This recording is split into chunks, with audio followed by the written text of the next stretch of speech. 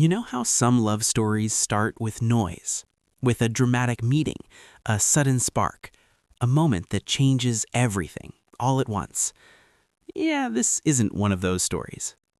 This story began quietly, so quietly that neither of them noticed it happening. It began with absence, with a man staring at a canvas that refused to respond to him, and a woman who had no idea that simply existing was about to become someone else's inspiration. There were no fireworks, no music swelling in the background, no instant realization that this was it. Just two people living ordinary days, carrying unspoken disappointments, and hoping, without saying it out loud, that something in life would finally make sense. He was tired of trying to force meaning into his work, tired of pretending the passion hadn't started slipping away. And she was tired of being unseen in a world that moved too fast to notice quiet people. When they finally crossed paths, it didn't feel important, not at first. No lingering stare, no dramatic pause in time. They met in silence. They learned each other slowly, in shared spaces, in unfinished sentences, in moments that didn't demand attention. They grew together in whispers, and maybe that's why it worked. Because in a world obsessed with loud love, with declarations and grand gestures, they stumbled into something much rarer. A love that didn't announce itself, a love that didn't rush, a love that arrived the way color fills a canvas, slowly, intentionally, layer by layer, filling the empty spaces they didn't even know were there. Welcome to Lovelock Tales. Before we continue, if you like timeless romance, then you're on the right channel. Let's get right back into the story. Ethan was a painter, not a famous one, not the kind whose name made people pause or nod in recognition, not even a consistent one. Some days he painted for hours. Other days he stared at blank canvases like they had personally offended him. He was the kind of artist who woke up every morning believing, really believing, that today would be different, that inspiration would finally show up, that something would click, that the noise in his head would settle into something clear. And most nights, he went to bed disappointed when it didn't. His studio apartment looked like the aftermath of 1,000 unfinished thoughts. Half-finished canvases leaned against the walls, some turned around as if ashamed of themselves. Paint splatters stained the wooden floor, the walls, his clothes. Even his notebooks weren't spared, pages filled with sketches that went nowhere, ideas that started strong and lost their courage halfway through. He told himself this was part of the process, that struggle meant growth, that confusion was temporary. But deep down, a quieter thought followed him everywhere. What if this was it? What if the best work he would ever do was already behind him? The passion was still there, burning, unrelenting. But clarity refused to stay.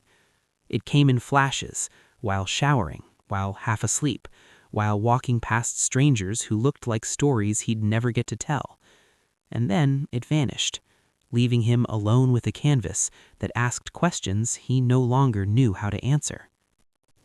One rainy afternoon, frustrated and restless, Ethan wandered into a small gallery across town. Not because he was looking for anything in particular. He'd walked past the building 100 times before, never gone in, never felt like he belonged in places that displayed certainty. But that day, the rain was heavy, the kind that made the city feel slower, quieter. So he stepped inside. The gallery smelled faintly of paint and old paper. The lighting was soft, unassuming. He barely glanced at the paintings. That's when he saw her. Lila.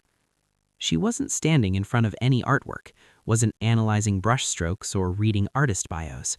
She was seated on a narrow bench near the corner, a small notebook resting on her knees.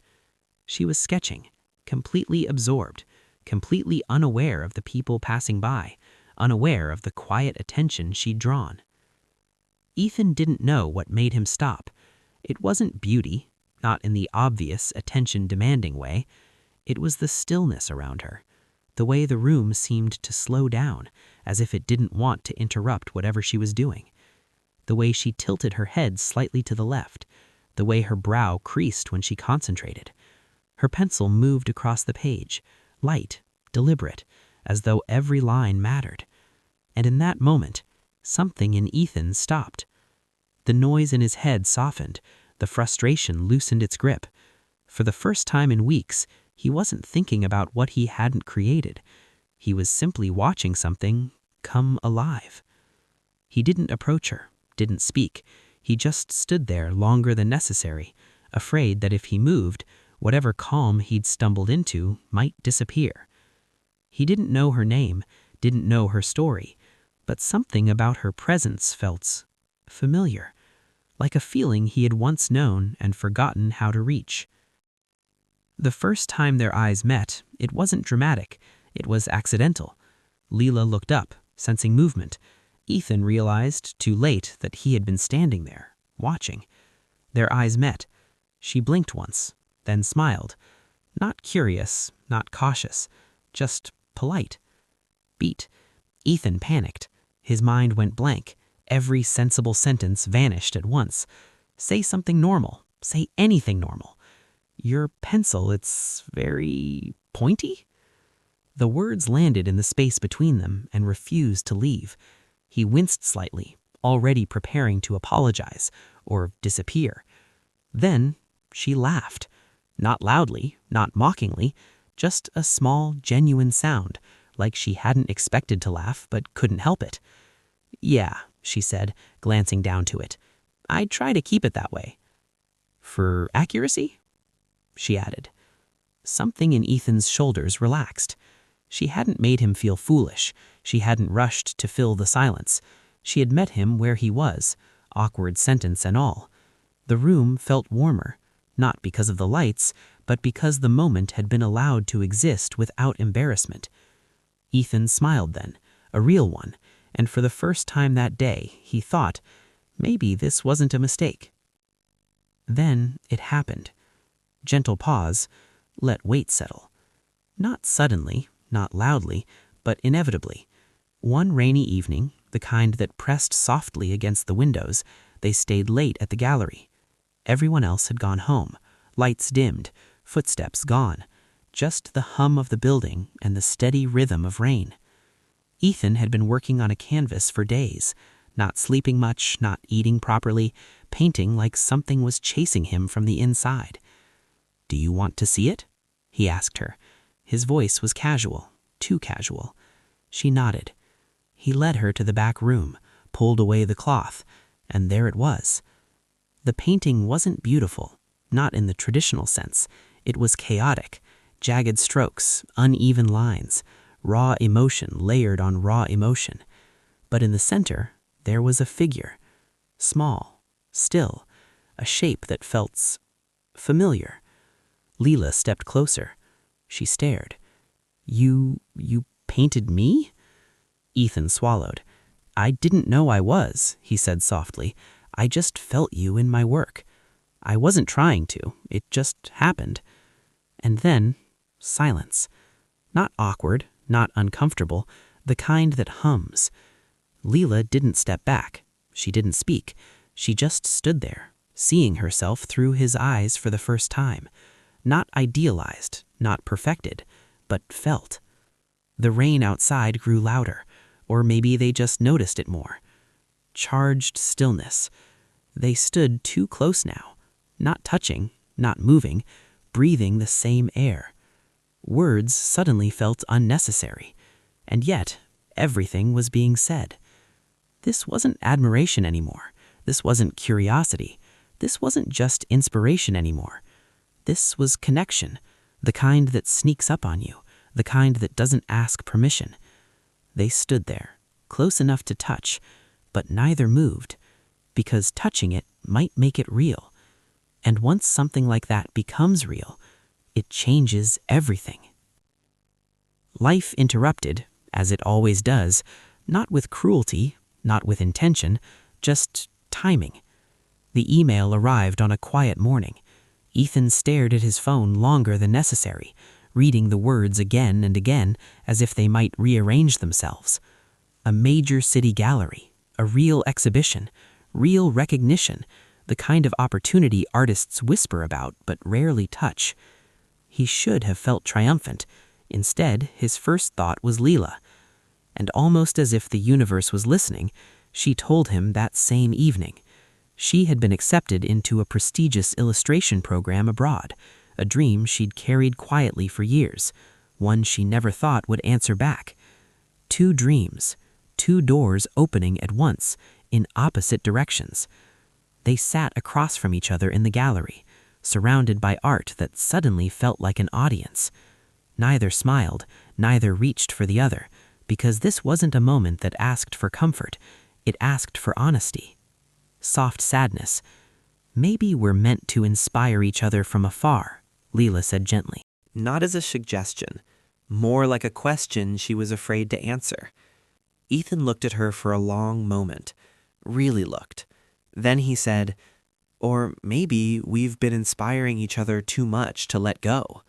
No one argued, no one cried, but something inside both of them shifted, like a door being slowly, carefully closed. Not locked, just not open anymore. They separated without drama, without promises they couldn't keep, without vows whispered in desperation. Just 2 people acknowledging that love doesn't always mean staying. Months passed. The city sharpened Ethan's edges. His work evolved. Bolder strokes, stronger themes. Critics praised the emotion in his paintings. They called it depth. They called it growth. But every finished canvas felt like a sentence that stopped mid-thought. Across the ocean, Lila's illustrations gained attention. Her lines became more confident, her ideas more daring. People admired her vision, but no one noticed the pauses she took before speaking. No one asked what lived beneath the sketches. She missed being truly seen. They wrote occasionally, not often, just enough to remember. Emails without hearts, messages without questions that went too deep. "How are you?" "I'm good, busy." They avoided the past the way people avoid old photographs, not because they don't care, but because they care too much. Still, every now and then, Ethan would paint a figure he swore wasn't her, and Lila would sketch a silhouette that felt painfully familiar. Time passed, but some connections don't fade. They wait. Almost a year later, fate brought them back to the same gallery.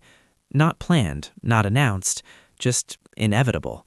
The walls were different now, new exhibitions, new names, but the air felt familiar.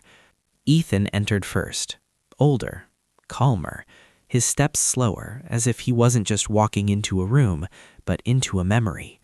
Then he saw her, across the gallery, Lila, standing where she always stood, notebook in hand. When their eyes met again, time softened, not stopped, softened, like it had been holding its breath, waiting for this exact moment to release it. She smiled, not the polite smile from their first meeting, not the careful one from before they parted. This one carried history. They walked toward each other slowly. No rush, no explanations lined up and ready, because some truths don't need rehearsing. They spoke about small things, the weather, the exhibition, the city, but beneath every word was everything they didn't say. Eventually, silence found them again. The good kind, the familiar kind.